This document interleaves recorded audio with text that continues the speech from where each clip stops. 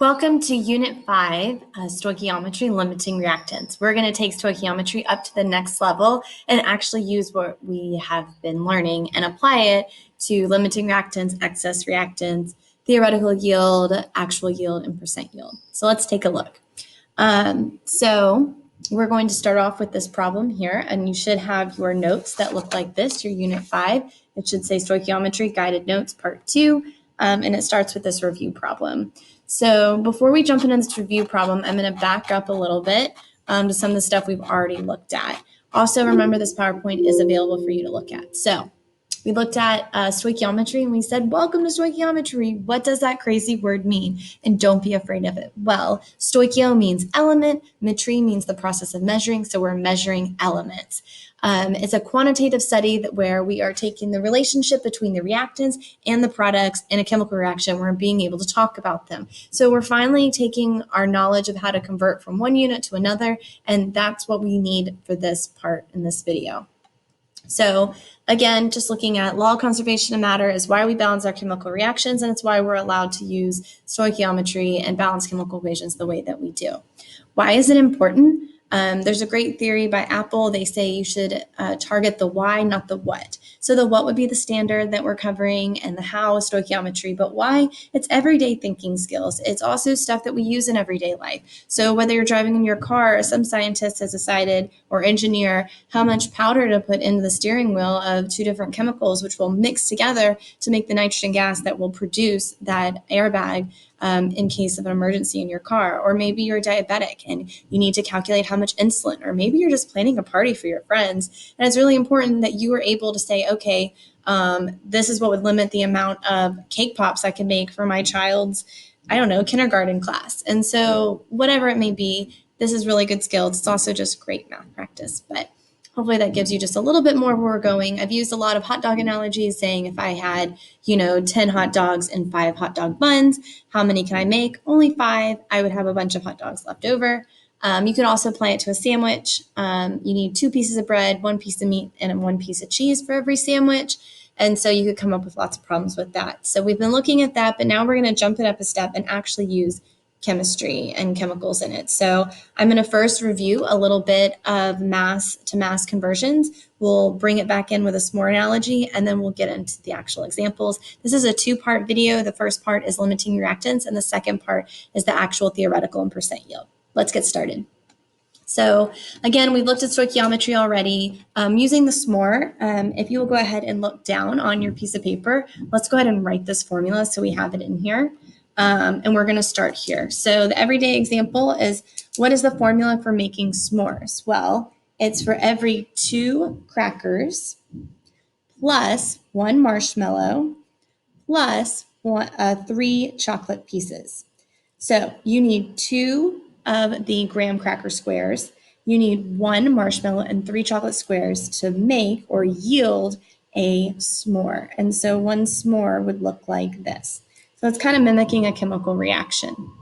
And then it asks you some of these questions here. So let's think about it. If I have 8 graham crackers, so we have 8 graham crackers, how many s'mores could I make? Well, how many graham crackers do you need to make a s'more? 2. So 8 divided by 2 gives me 4, so we could make 4 s'mores. How many s'mores could you make if you had 8 marshmallows? Well, you only need 1. It's a 1-to-1 ratio. Before we had a 2-to-1 ratio. Might help if we write those ratios there so we can compare that to our mole ratios we've used before. So I'd be able to make 8 s'mores. How many s'mores can I make if I had 8 chocolate squares? Well, here we have a 3-to-1 ratio. And so I could make 3. I would have 5 left over, another one. That would be 6, and I'd have 2 left over. So I'd only be able to make 2 s'mores. So we look at how many. We all started with the same amount. We started with 8 graham crackers, 8 marshmallows, 8 pieces of chocolate. But the 8 graham crackers would produce 4 s'mores. 8 marshmallows would make 8 s'mores. And 8 chocolate squares would make 2. So if I have all of these, how many s'mores could I actually make? Well, once we ran out of chocolate, we would no longer be able to make anything else. So I always like to cross out the big, so I always cross out the larger number, and I circle the small. And you'll see that come back in play later on when we do some math problems. So the answer would be you'd only be able to make 2 s'mores because you actually run out of chocolate squares. So the type of ingredient that is going to limit the number of s'mores is going to be chocolate pieces. So the chocolate squares.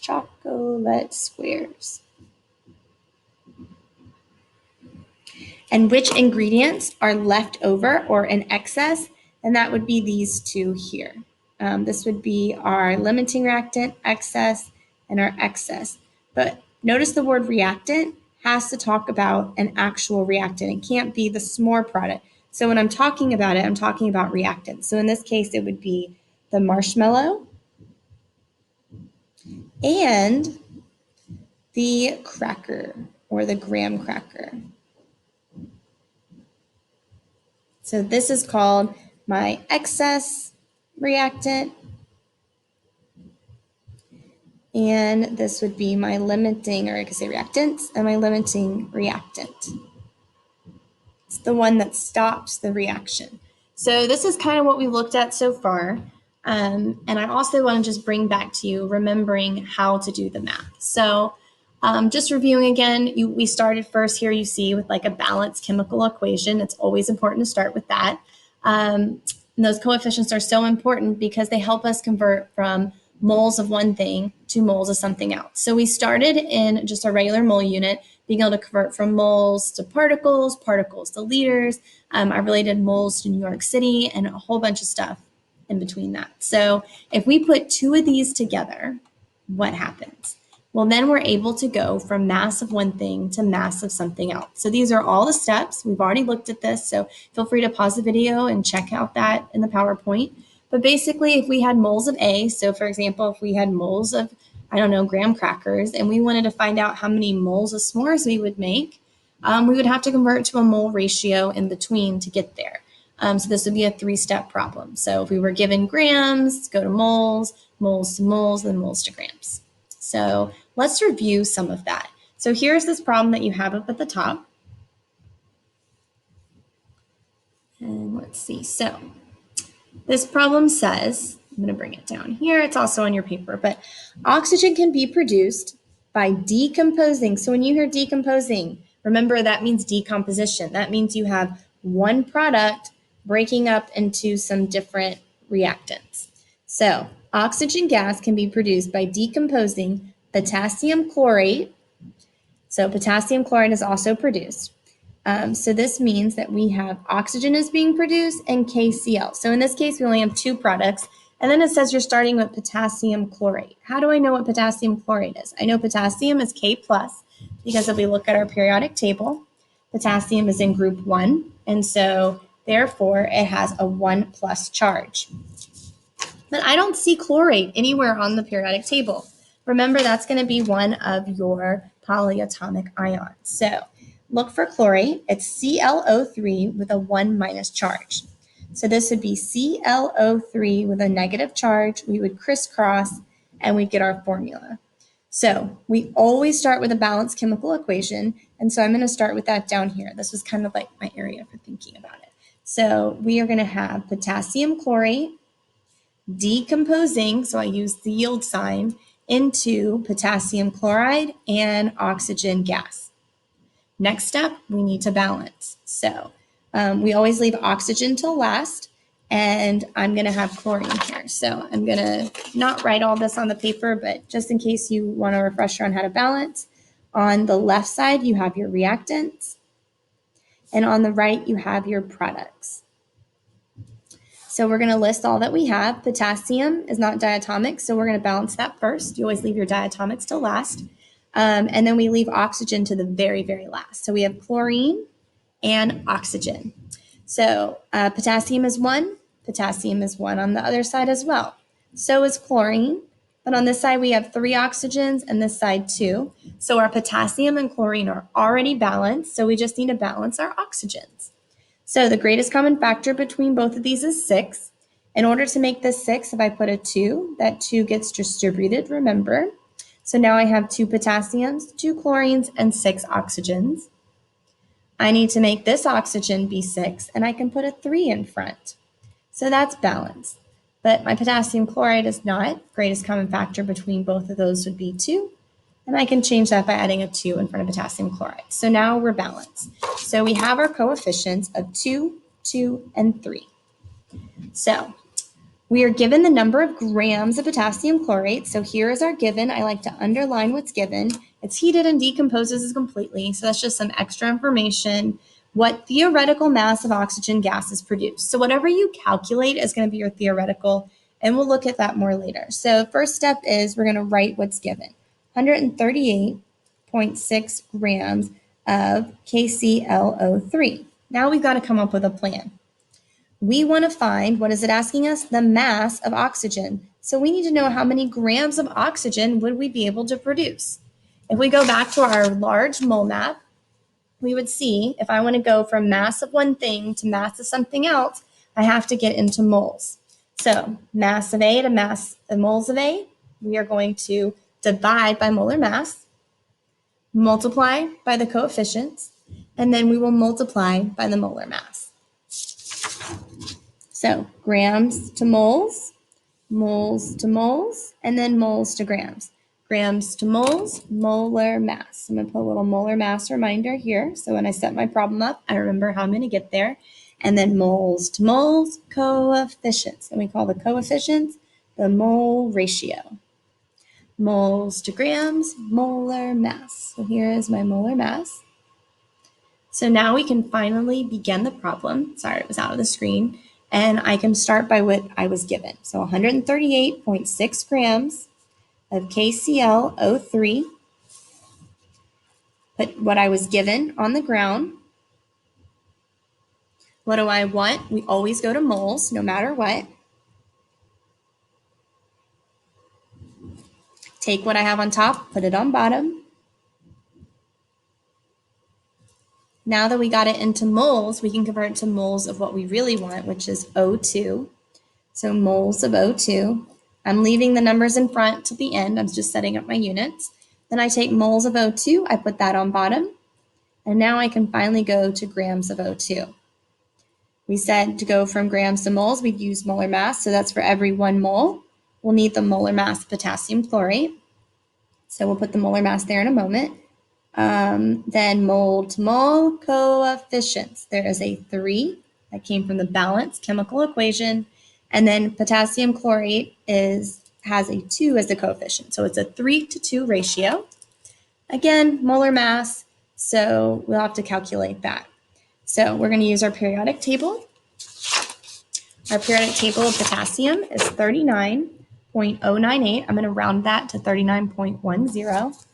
So we have 1 potassium, so 39.10, plus 1 chlorine. So we find chlorine on the periodic table, 35.45. Plus, there are 3 oxygens, and oxygen is 16. We use that one a lot. So I'm going to add all that together in my calculator. 3 times 16 plus 35.45 plus 39.10, and that gives me 122.55 grams for every 1 mole. That's the molar mass of potassium chlorate. We have to do the same thing for this oxygen. There's 2 oxygens. The atomic mass of oxygen is 16. 16 times 2 is 32.00 grams of oxygen. Now we get to do the fun part. We're going to cross out our grams, our moles, and our moles of O2. You can even cross out these ones if you want to get fancy. So multiply across, divide by the bottom. And our units that will be left over will be grams of oxygen. So in your calculator, you're going to do 138.6 times 3 times 32.00, all divided by 122.55 times 2. Plug that into your calculator. We get 138.6 times 3 times 32, all divided by 122.55 times 2, which is 54.29, and that's going to be grams of oxygen. So now we determined if we started out with 138 grams of potassium chlorate and it decomposed, it would produce 54.29 grams of oxygen. If it had another reactant, we would assume that that one was in excess so that it would be able to keep reacting with as much of amount to make that. But this one was just decomposing. So this was a quick review. And then this was also a review, kind of what we had been looking at when we were visualizing limiting reactant. So again, you can find all this in the PowerPoint, also explained with all of the answers all there for you. So this is basically what we did. On the left side, I've been calling A, that's the side that you're given, and B is the side that the problem is asking you for. So I get that question a lot, I just wanted to clarify. We already looked at this more problem, so now we can start adding in some vocabulary. So we have the limiting reactant. The limiting reactant limits how much product can be produced. So that's the one that's going to run out of first. So the reactant that gets used up in a chemical reaction is a limiting reactant, and it's the reactant which limits how much product can be produced. I'm going to skip down to this analogy down here. Also, the excess is the reactant that is left over in a chemical reaction. So we kind of understand that the limiting reactant is the one that stops the chemical reaction. So you could just put a little note. This stops the chemical reaction. And this is the one that you have extra. It's going to be the leftover. So let's think about this. One more analogy. When I'm making brownies and I have plenty of flour, but I run out of eggs and I can't make any more brownies, the flour is going to be your limiting or excess. Excess, your excess reactant. And the eggs are going to be the limiting reactant. So how did I determine those? Well, basically what you want to do is we're going to be able to convert to some units that we can talk about and compare. So in chemistry, that's going to be our moles. So we're going to convert each given chemical reactant. Sometimes it's called the reagent, but usually you'll hear reactant. So convert each given chemical reactant to moles of the same product or one product. Step 2 is you're going to compare those two moles. So compare the moles of product produced.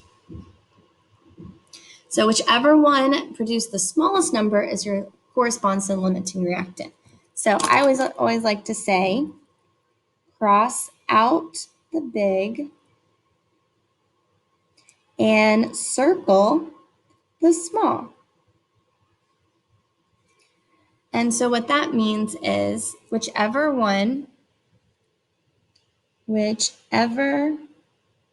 product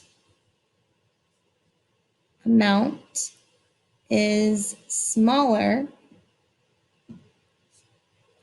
corresponds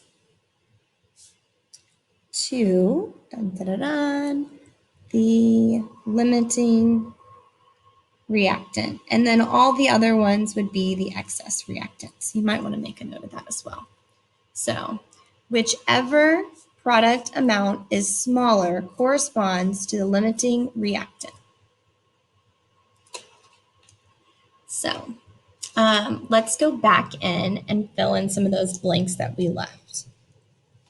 So the limiting reactant is whichever one's going to run out first, and the limiting reactant is going to be the one that is completely used and none of it is left over. So the limiting reactant, you can say, is completely used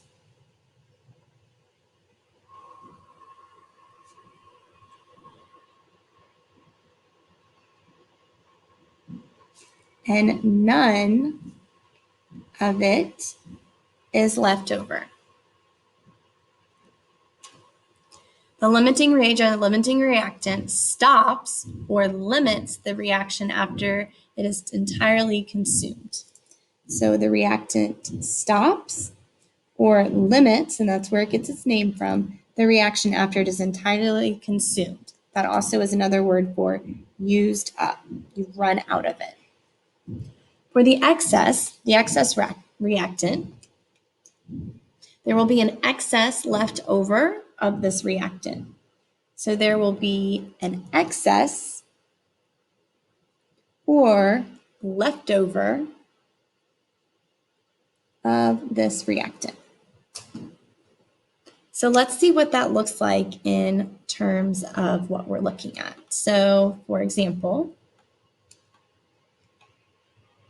we have aluminum, which is going to react to form aluminum chloride, and I already gave you that balanced chemical equation.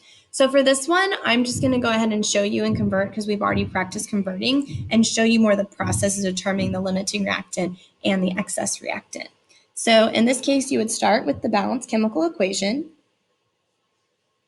So we have 2 aluminum plus 3 chlorines to produce a synthesis reaction of aluminum chloride. Notice everything is balanced. And then we have some information here. We are told that we are starting with 34 grams of aluminum and we are starting with 39 grams of chlorine.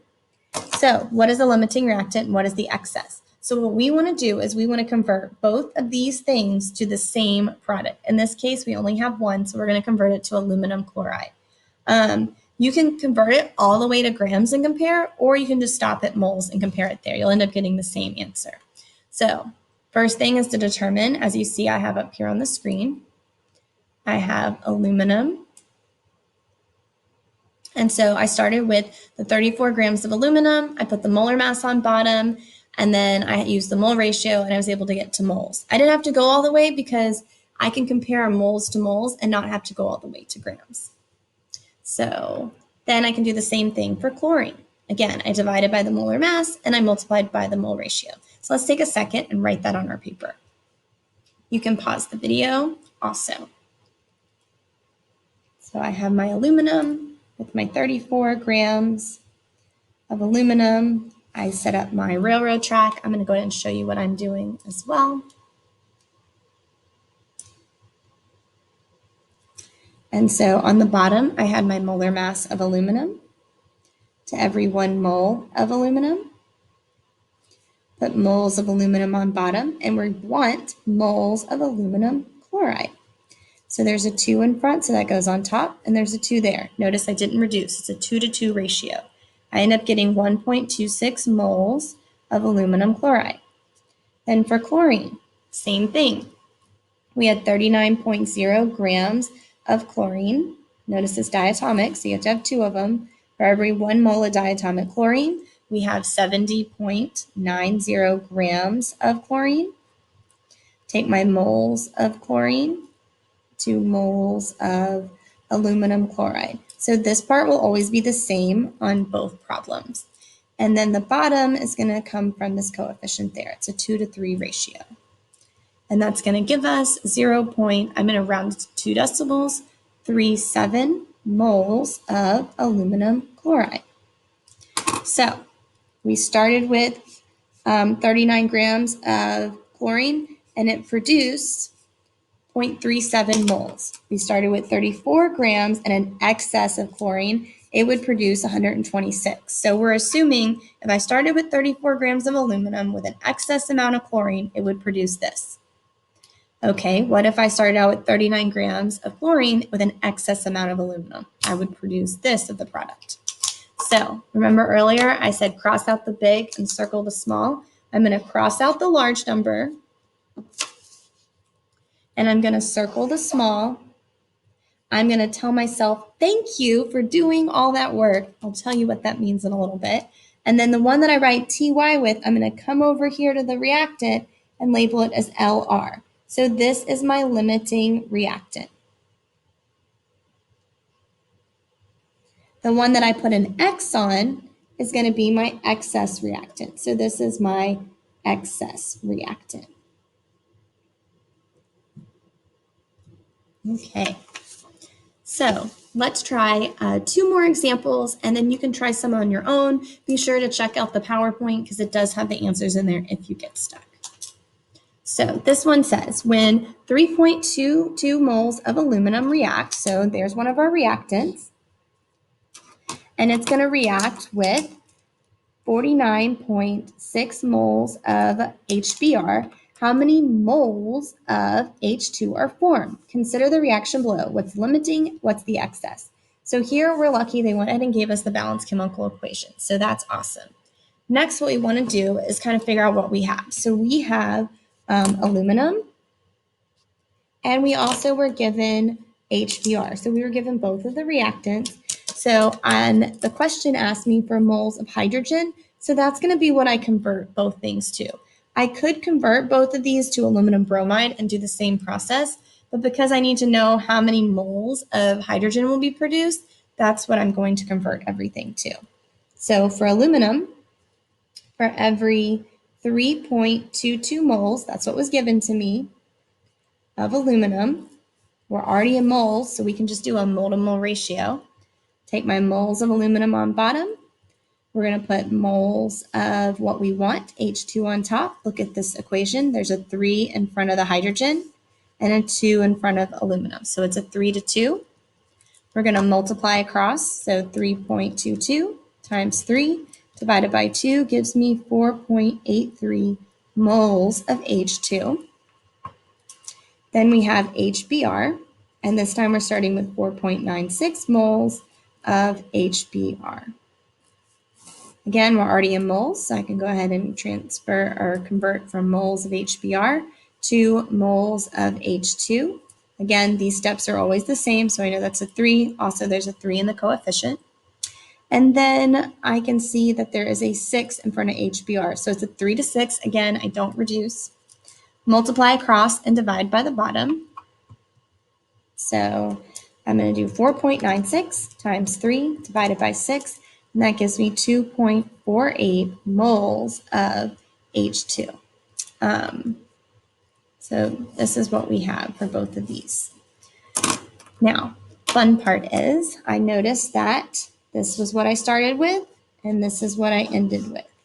Then this is what I started with, this is what I ended with. So what do these numbers mean? If I started with 3.22 moles of aluminum, I would be able to produce 4.83 moles of hydrogen if I had an unlimited amount of HBr.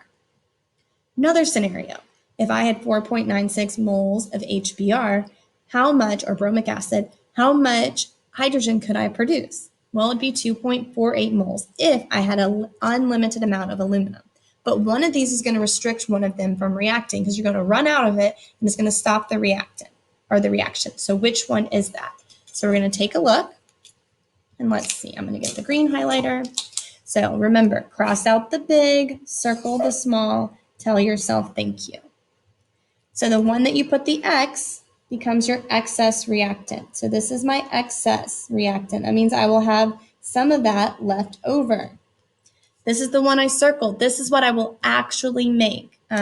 Theoretically, if everything goes correct, this is what I would make. So TY stands for theoretical yield, and we'll look at what that means in another video. And then that means that HBr is my limiting reactant.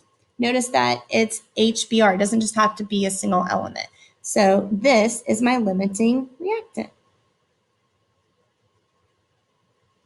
Okay, pause the video and try this one on your own. Pause this video and try it on your own. That's the only way you're going to know that you're getting it right. Okay, let's take a look.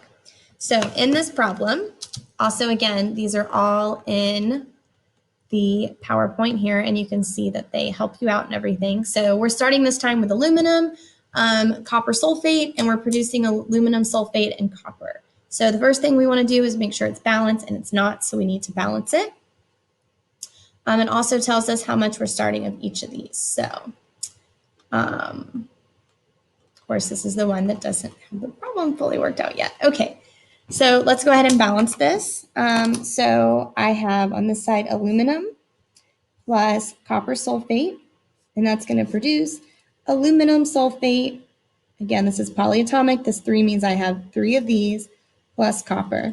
I left out the different, the states of matter, because they don't really matter right now, for now. Oh, jokes. Okay, so we're going to put a 2 in front of aluminum. So I have 2 aluminums, 2 aluminums. I have 3 sulfates on this side, so I'll need a 3. That 3 distributes, so that means I need to put a 3 in front of copper. There's an imaginary 1 there. Awesome. Next step is to see what I'm given. So this question is asking me for how many grams of aluminum sulfate. So we're looking for this product are going to be produced if I start with 23.33 grams of aluminum and 74.44 grams of copper sulfate. So it's really kind of a nice, fun puzzle. So let's write what we're given for aluminum. 23.33 grams of aluminum. So we're going to go from grams to moles and then moles to moles of what we're looking for. So make my little crisscross. Again, you can do these in one steps and put them all together, but I like to do them all in one step and have multiple steps within the problem.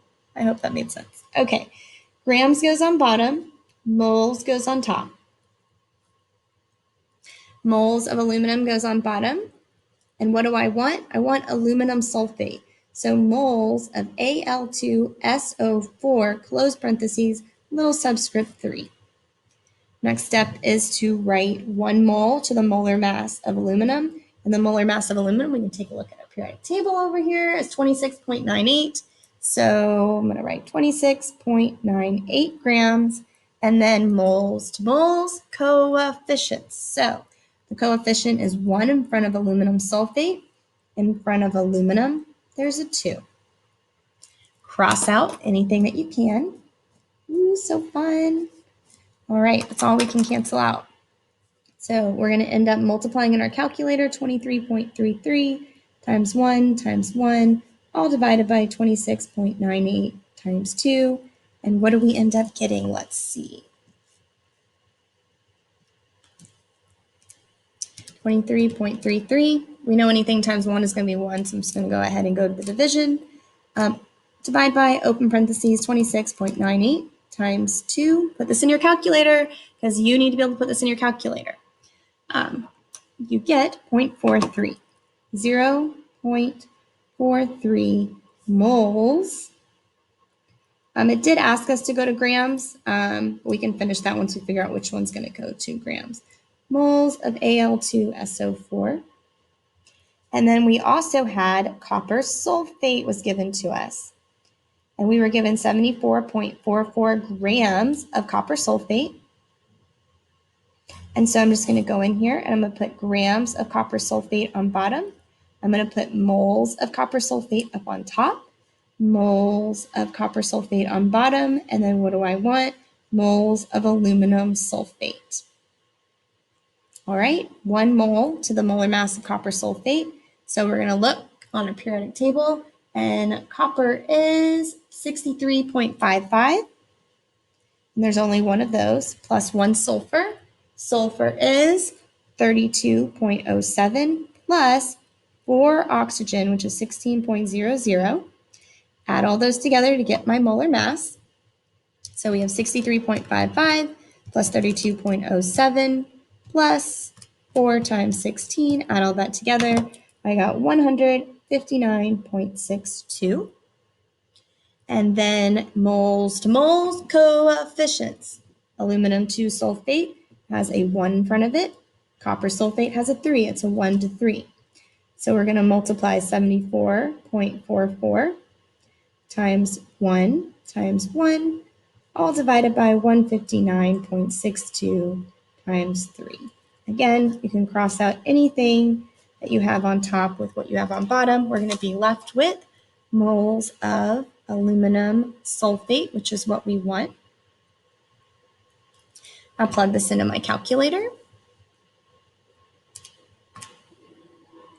So 74.44 divided by, anything times 1 is the same, so I didn't add those in. Divided by 159.62 times 3, and that gives me 1.40 if I round to 2 decimals. So now here's the really, really fun part. I know, I'm so geeking out right now, but cross out the big, circle the small, tell yourself thank you. That's your theoretical yield. If everything goes perfect in lab, that's what you'll make. This means this is my limiting reactant. This is my excess reactant. So this is my limiting. It's the one that runs out first. This is my excess. Again, the reactants, they have to be on the left side of the yield sign. And we have to finish up the problem that asked for grams. So now I just need to convert 0.43 moles of aluminum sulfate to grams. Moles go on bottom, grams go on top. Now we just have to find the molar mass. For every 1 mole, what is our molar mass? Well, I'm going to kind of do my math over here. Aluminum, we have 2. Sulfur, remember this 3 distributes, so you actually have 3. And then 4 times 3 is 12. So wow, we have 12 oxygens. Oxygen, remember, is 16. Sulfur is 32.07. We found that earlier. And then aluminum, you can take a look on our periodic table, is 26.98, which I think we used also earlier as well. And then we can add all these together to get our molar mass for aluminum sulfate. So 2 times 26.98 plus 3 times 32.07 plus 12 times 16 gives me 342.17 grams per 1 mole. I can plug that molar mass in here, multiply across, divide by the bottom of 1, so we get 147.13 grams of aluminum sulfate would be produced if we started out with 23.33 grams of aluminum and 74.44 grams of copper sulfate. Mix them together. We should theoretically make, if we don't drop any or accidentally get any water in there or something, we would make 147.13 grams of aluminum sulfate. Isn't that amazing? You can now predict how much products you would be able to produce given the amount of reactants. So we talked about limiting reactant, that's the one that runs out first. We talked about excess, that's the one you have extra of. And I even added the word in as a bonus, theoretical yield. That's what you should theoretically make if everything goes perfect in an experiment. And the next video will explain that in a little bit more detail and what actual yield is.